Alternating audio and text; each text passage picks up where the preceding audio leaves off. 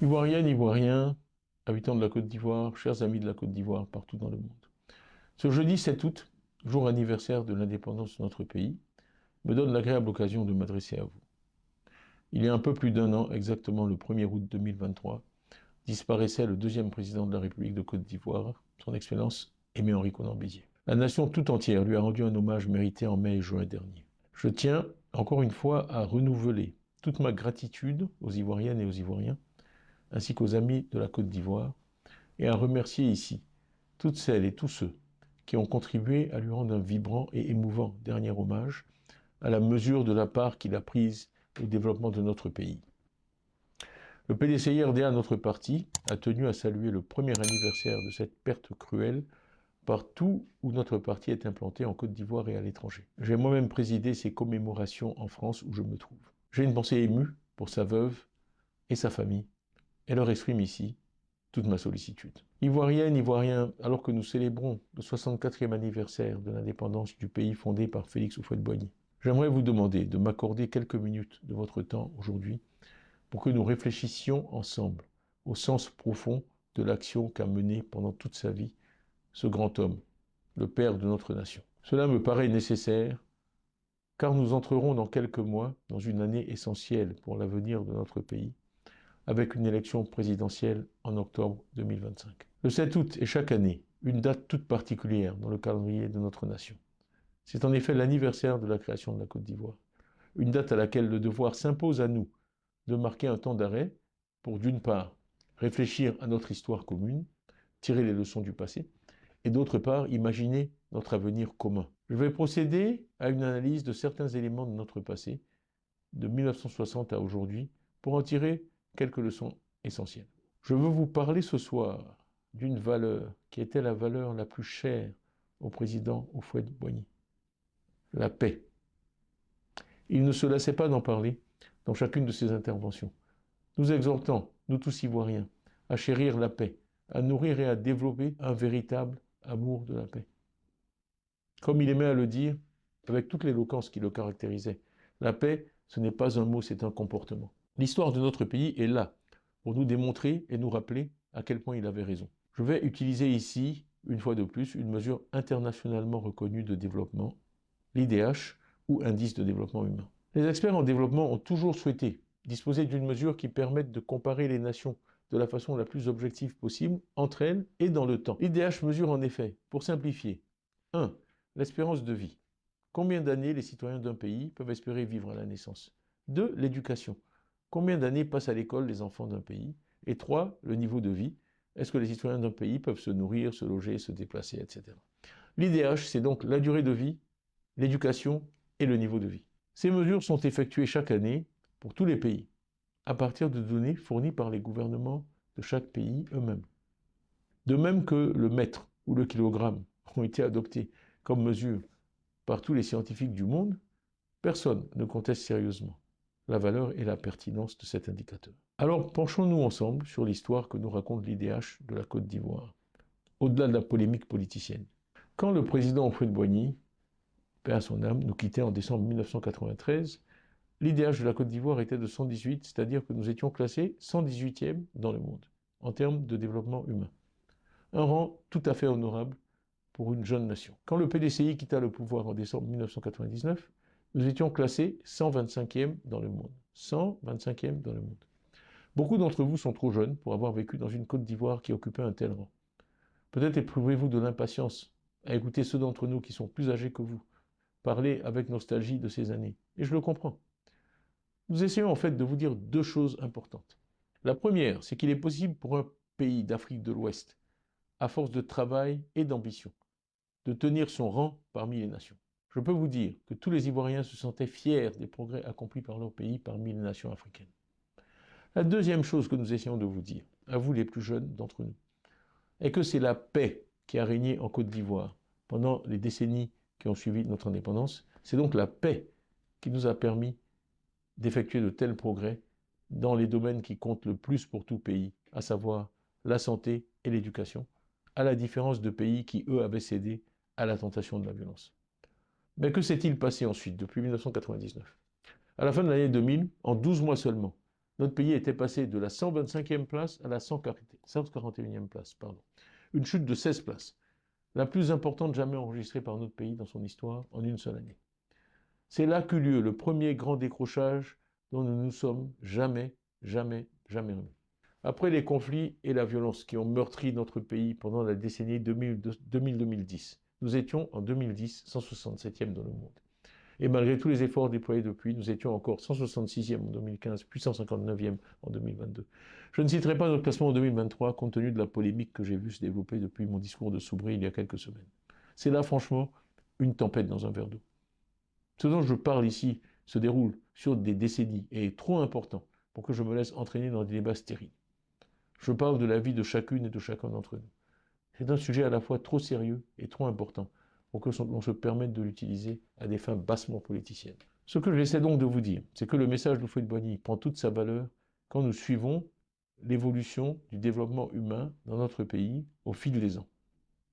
Ce que ces chiffres, ce résultat veulent nous dire, c'est que la violence et le conflit ne sont jamais la solution pour un pays. Quand un pays sombre dans la violence, les premières victimes de cette violence sont les plus faibles, les plus démunis et les plus pauvres. C'est cette triste réalité que l'IDH capture. Quand on est jeune et démuni, la violence peut paraître une solution tentante. L'arme qui va vous permettre d'acquérir rapidement et sans grand effort tous ces biens que vous aimeriez posséder, cette voiture, cette villa, cet ordinateur. Je vous le dis, ce n'est pas vrai. Tout ce que la violence apporte avec sa cohorte de destruction, c'est une régression sur tous les plans. Les dégâts que provoque la violence dans un pays, il faut des dizaines d'années pour les réparer. Voilà ce que nous dit le fameux IDH pour notre pays. C'est pour cela qu'Houphouët-Boigny voulait nous inculquer à tous l'amour de la paix. C'est pour cela que je ne vous parle que d'apaisement, de tolérance, de paix dans chacune de mes interventions. C'est cela le vrai message de l'oufouettisme, la paix, l'amour de la paix. Voilà ce dont je tenais à vous parler aujourd'hui. Celui qui ne connaît pas l'histoire est condamné à la revivre, a dit Winston Churchill. Alors que nous nous rapprochons de 2025, je crains que des leaders sans scrupules essaient de nouveau de nous entraîner dans la voie du conflit et de la violence et de la division. Si je me suis porté candidat à la présidence du parti d'Houphouët-Boigny, dont les militants m'ont fait l'immense honneur de m'élire, si je m'adresse à vous aujourd'hui, c'est pour barrer le chemin à ceux qui n'auraient rien appris du passé récent de notre pays. Les Ivoiriens sont fatigués de la violence, des injures et des outrances verbales. Ils veulent vivre dans une Côte d'Ivoire apaisée et réconciliée. Je m'efforce au PDCI de susciter des débats sur des sujets déterminants pour l'avenir de notre pays. C'est le sens du combat que je mène aujourd'hui. Ainsi, il y a quelques mois, j'ai relevé que trop peu d'Ivoiriens étaient inscrits sur nos listes électorales pour que nous ayons des élections crédibles. J'ai indiqué qu'il fallait que 4 à 5 millions d'Ivoiriens de plus soient inscrits sur les listes électorales.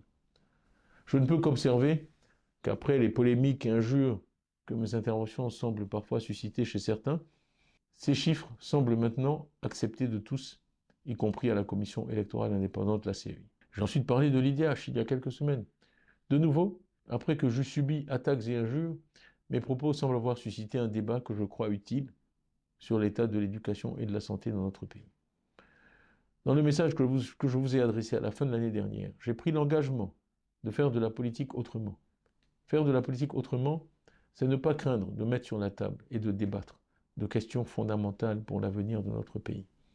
Faire de la politique autrement, c'est ne jamais tomber dans l'invective ou dans les injures.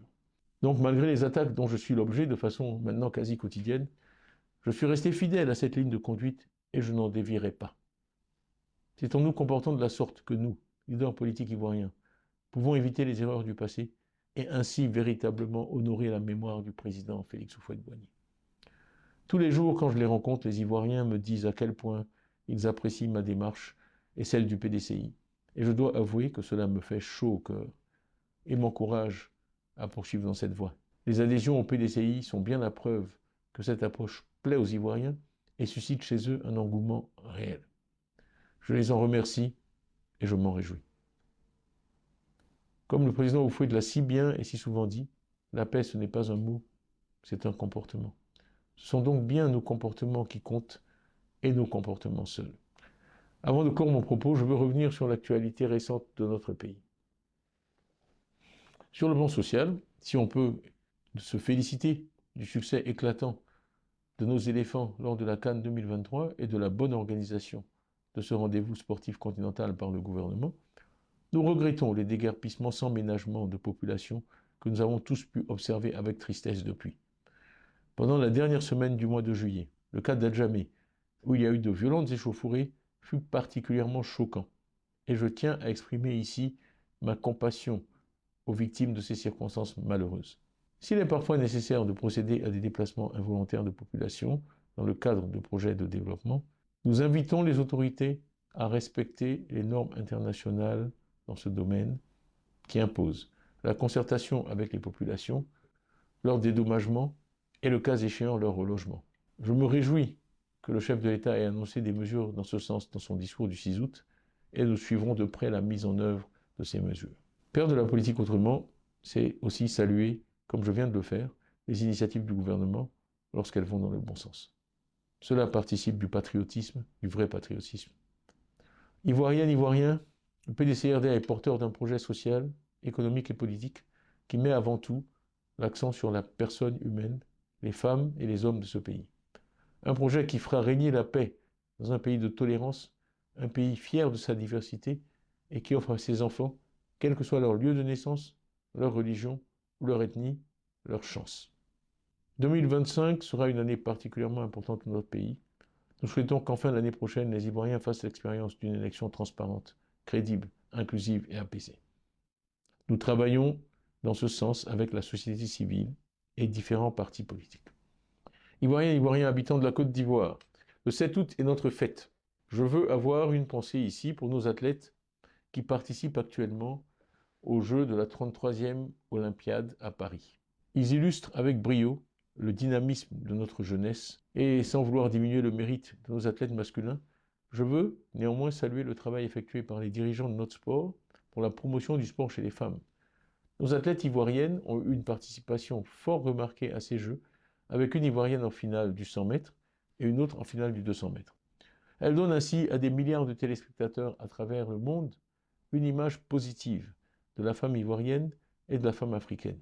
Le 7 août est aussi une fête marquée par un défilé militaire, ce qui me donne l'occasion de rendre un hommage mérité et appuyé aux officiers, sous-officiers, gendarmes, soldats, marins et aviateurs qui assurent notre sécurité et garantissent le respect de notre souveraineté.